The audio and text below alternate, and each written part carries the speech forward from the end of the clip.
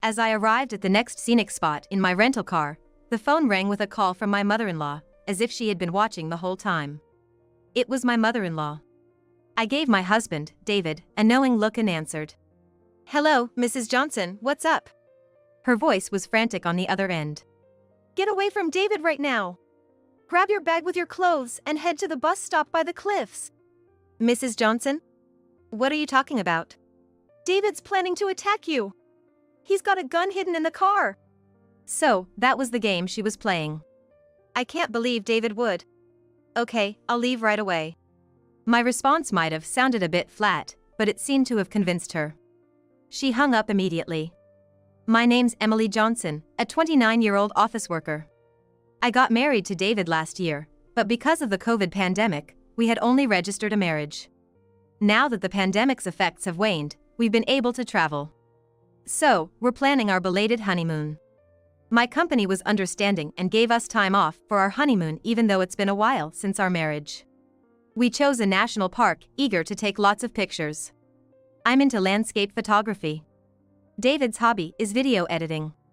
We've even discussed starting a YouTube channel for landscape videos.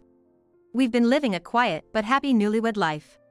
However, there's been one concern: David's mom, Mrs. Johnson.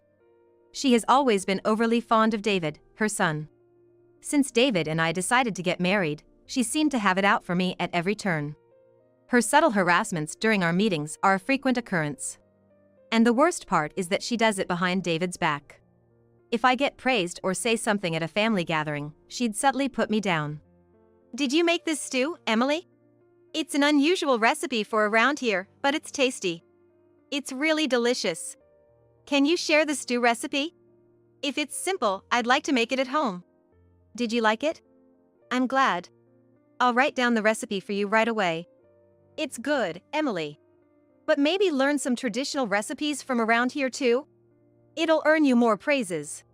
That's how it usually goes.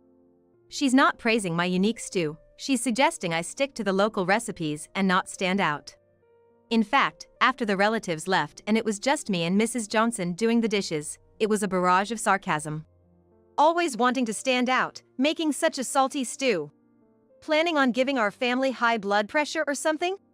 Scary woman." I tasted it. "Did you find it too salty? I'll go lighter on the salt next time." "I don't even want to eat your salty stew anymore. Make something more traditional next time." But then, when David comes around, her demeanor completely changes. "Emily, Aunt Susan said thanks for the stew recipe. Everyone really seemed to love your dish." "Really? That's great. What would you like to eat tomorrow, David? Emily and I will prepare it together." With a beaming smile, she'd interrupt our conversation, shifting the topic. It's so blatant that it's hard to even get angry about. It's become a bit of a joke for us afterward. The hilarious part is David's already caught on to her dual-faced behavior and subtle digs. Mrs. Johnson thinks her son doesn't notice, and takes every chance to berate me when he's not around. However, my husband David has already caught on, and even secretly records or films her when it gets too bad. David has always resented his mother's overbearing love, which is really just over-interference. Apparently, it's even crushed his dreams for the future. So, when we got married, it was David, not me, who refused to live with her. Despite the happy occasion, it seems like Mrs. Johnson thinks I was the one who manipulated him. Her excessive love for her son blinds her to everything around her. I worry she'll do something foolish one of these days. On another note, we've finally decided on the details for our belated honeymoon. Taking our hobbies into consideration, we decided on a trip around scenic locations within the country. I'm excitedly preparing cameras and other equipment. David is also getting a smartphone without a SIM card to take videos. We've packed a traveling bag with clothing and toiletries. We'll be able to see canyons and waterfalls on this trip. I want to take beautiful pictures, so we need to check the weather forecast too. You're right. Landscapes shrouded in mist and clouds are mysterious and beautiful, but I really hope it's sunny." We laughed together as we continued our preparations. But even at a time like this, Mrs. Johnson interferes. A phone call. It's Mrs. Johnson as expected." "Hello." I answered the phone in front of David and quickly switched it to speakerphone. "Hello, Emily? Are you really planning on traveling with David? You've been married for over a year, and now you're going on a honeymoon. What are you thinking? It seems she wants to stop me from traveling with my husband. The best response to this is to flaunt the trip. Of course. We finally don't have any restrictions. David's company and mine have approved the leave for our honeymoon, and we're going to enjoy ourselves to the fullest. Mrs. Johnson fell for my bait. What do you mean enjoy yourselves? It's probably just a cheap inn and a miserable trip. I feel sorry for David. Mrs. Johnson's words caused David to frown in silence. This trip was something David had arranged himself without relying on a travel agency. I looked at David's face and changed my tone. Oh, no, it's not a cheap inn at all. David arranged everything. We're staying at a super luxury hotel with an amazing view. Of course, the food is 5-star too. And yet, it's all at a very affordable price. I purposely spoke sweetly to provoke Mrs. Johnson. I'm always being picked on, and this time she was disparaging the trip that David prepared. I wouldn't feel satisfied without getting back at her a little. A super luxury hotel? Why are you going with David? Let me go on that trip. David would want to show his filial piety to me. It seems she couldn't keep quiet after hearing about the super luxury hotel. Now she's saying she wants to go on the trip herself. No mother would but in on a honeymoon like this. It's not gonna happen. Taking over your son and daughter-in-law's long-awaited honeymoon is just uncouth. We'll be sure to buy you a souvenir. Goodbye. Imagining Mrs. Johnson's frustrated face, I hung up the phone. I laughed spitefully, and David was holding his head in front of me after I hung up. Emily, I'm sorry about my mom. I can't believe she tried to take over our honeymoon. Well, she loves her son so much, she probably just wanted to say something. It's not something to worry about. I smiled at David, but I also felt a twinge of anxiety. I had beaten her at her own game with all the resentment I had built up, but I might have failed. What if the angry Mrs. Johnson became obsessed with our honeymoon and started harassing us? This worry of mine would later prove to be true. From then until the departure of the trip, there was silence from Mrs. Johnson, not even a phone call. I had expected her to complain to David about me, but that didn't happen either. Her silence was unnerving, but we went on our honeymoon as planned. David's choice of scenic locations went off without a hitch, and I was completely satisfied. The super luxury hotel I had boasted about to Mrs. Johnson was top-notch in every way: the view, the amenities, the food, everything. We even had the hotel staff take a picture of us enjoying dinner as a couple. Oh, I'm so full. David, thank you so much for arranging all this. After dinner, I collapsed on the bed in the hotel room. The bed's so soft and comfy too. Watching me happily roll around in bed, my husband David exclaimed with joy. I'm glad you like it. Once you've rested your stomach, how about we go to the spa? In the meantime, I'll check the videos and photos we took today. The spa? How wonderful. David, who had been opening his laptop while admiring me enjoying the plush bed, suddenly raised his voice after a while. What? What's going on here? Feeling an unusual sense in David's voice, I got out of bed and peered into his computer. We had rented a car to get around today. At every scenic spot we visited, we had parked the rental car and taken videos and photos, and the rental car could be seen in the background here and there. In itself, that wasn't a problem, but there were a few instances where a suspicious person, who appeared to be a small-framed woman, was lurking around the rental car. We couldn't see the face of the suspicious person, but we felt she was a petite woman. The suspicious person was occasionally opening the car door. Oh, here, we didn't lock the car because we were only there for a short time, David muttered, pointing at the screen. I recognized the hat the suspicious person was wearing. Hey, this hat, doesn't Mrs. Johnson have one like this? Yes, Mrs. Johnson has a similar hat.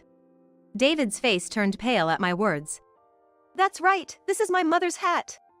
David and I stared intently at the computer screen.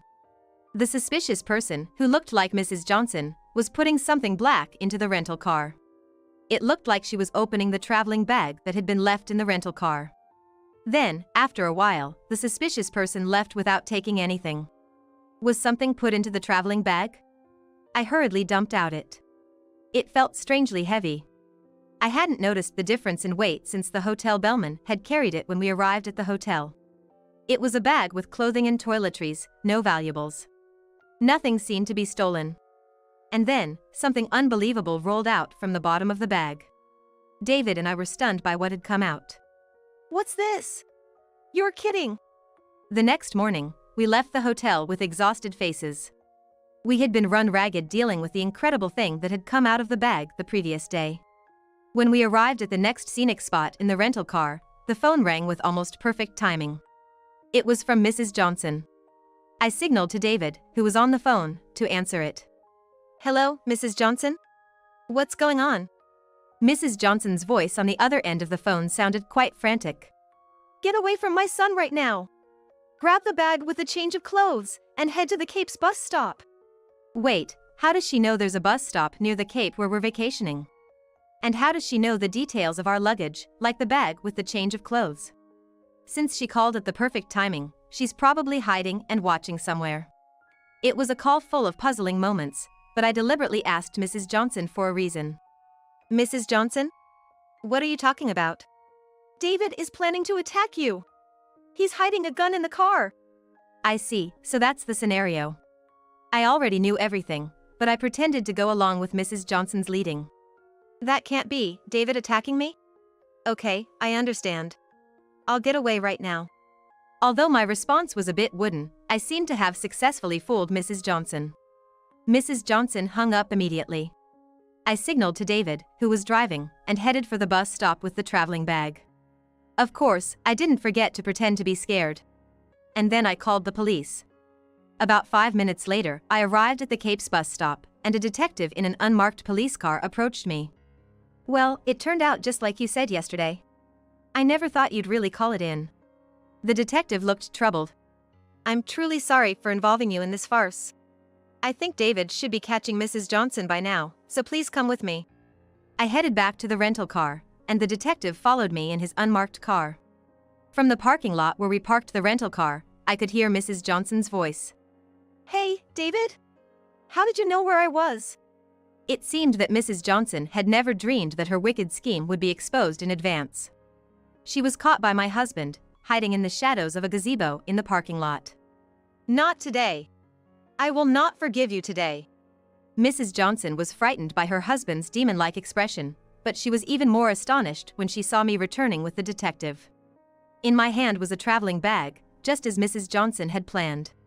Upon seeing it, Mrs. Johnson started to scream. Officer, arrest that woman right away. She's hiding a gun in that bag. She's trying to kill my son with it. Mrs. Johnson shouted that and smirked at me. A triumphant look on her face. I silently stood before Mrs. Johnson and dumped the contents of the bag. Out of respect for the men's eyes, the underwear was placed in a small bag so that it could not be seen. However, the object Mrs. Johnson was after was nowhere to be found. What? Why isn't the gun there? I put it there yesterday, it should be there. Is this the gun you are looking for? The detective showed Mrs. Johnson a photo. It was a picture of a hunting rifle placed in a plastic bag. Upon seeing the photograph the detective presented, Mrs. Johnson's face turned pale. That hunting rifle, it belonged to my late father-in-law, didn't it? Honestly, how did you manage to open the gun safe? I thought my heart would stop when I found it yesterday. I called the police right away and handed it over. At mine and my husband's voices, Mrs. Johnson ground her teeth and looked down. Oh, since it was in Emily's bag, it's Emily's fault. I have nothing to do with it. Mrs. Johnson started yelling in desperation. My husband and I sighed deeply. But then, the detective approached Mrs. Johnson with a big smile on his face. Yeah, because it was in Emily's bag, we had to ask her about it. We spent hours questioning her yesterday, even though it was supposed to be a vacation. So, how did you know the hunting rifle was in Emily's bag? Although the detective's face was smiling, his voice was low. It's no wonder he's angry. After all, the hunting rifle was taken out illegally, even though it was unloaded. But, I saw Emily put it in her bag. Mrs. Johnson, unable to look the detective in the face, desperately made excuses. Oh, so you saw Emily's travel preparations. But you and Emily's family are separated, aren't you? I chimed in with an obvious response. Of course we're separated, and we haven't let her into our house for a year. At that remark, Mrs. Johnson yelled back. Don't speak out of turn. The detective pressed Mrs. Johnson further. Oh my, were you spying on Emily's house? If so, that's a misdemeanor, and I'm gonna have to ask you to come to the station with us. Upon hearing the detective's line, straight out of a police drama, Mrs. Johnson panicked. I wasn't spying. I put that gun in there. So you can't take me involuntarily. Ah, she spilled the beans all by herself. Well, I had already said it earlier when I turned the bag inside out. The detective, who had been smiling until now, became serious. Yes, a confession. You'll be coming with us voluntarily for violating the gun law. At the detective's words, Mrs. Johnson opened her mouth in shock. What? Why? I said I wasn't spying, didn't I? Mrs. Johnson's objection was met with her son's fury. It's only natural, Mom. You don't have a hunting license, and you took Dad's gun without permission. If the father-in-law, who had a hunting license, carried it legally for the prescribed purpose, there would be no problem. But you don't have a hunting license, so taking it out of the gun safe is out of bounds. It seemed that Mrs. Johnson knew nothing about gun laws or handling. Even though the live ammunition was stored separately and not loaded into the gun itself, it's a wonder she managed to bring it this far without an accident. Yet Mrs. Johnson still resisted.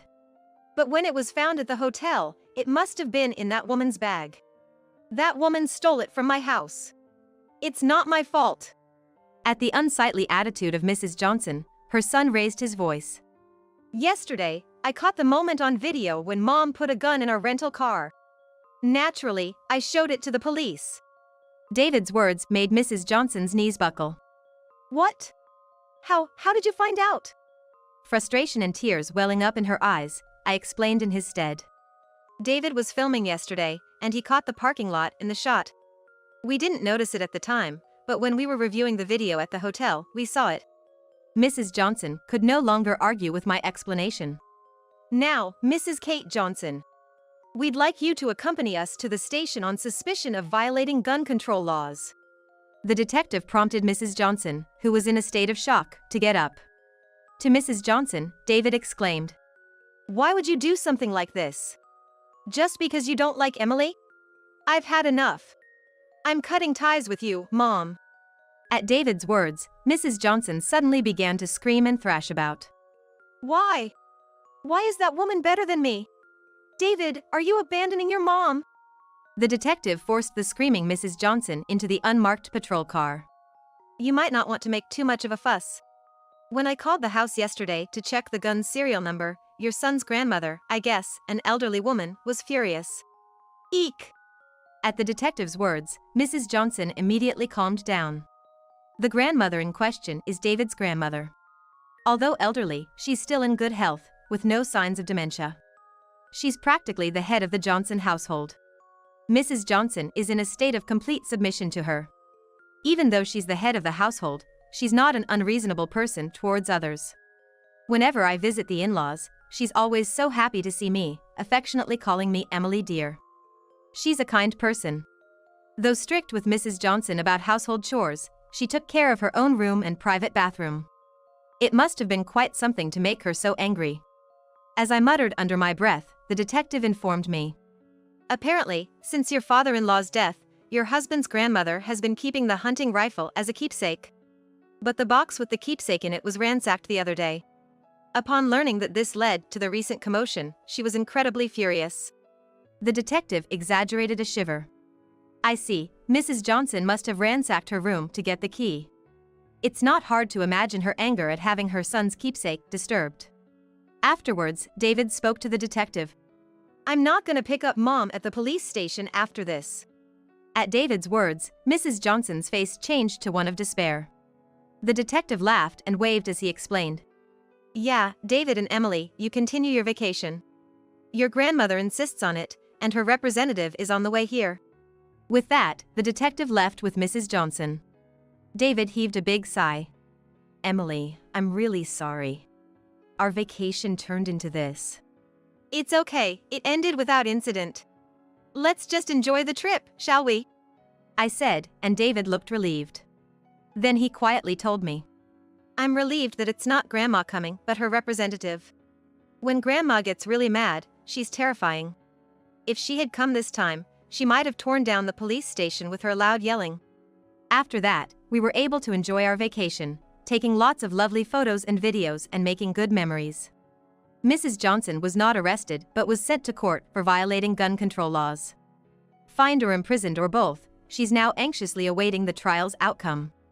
After we returned from our trip, my husband's grandmother apologized for Mrs. Johnson's behavior. She blamed herself for leaving her son's keepsake hunting rifle locked in the house, leading to all this trouble, and apologized in tears. We decided to have the local police dispose of the hunting rifle. When handing over the rifle at the station, I asked to take a picture of it for her, so she could at least keep a photograph as a memento. My husband's grandmother, who had cried and apologized to me and David, was ruthless with Mrs. Johnson. According to a relative who went to pick her up, she lectured Mrs. Johnson in a voice that echoed throughout the neighborhood for over 30 minutes. Oh, so your grandma really does get that angry. That's why Mom always obeyed Grandma completely. Now the whole neighborhood knows about Mom's wrongdoing.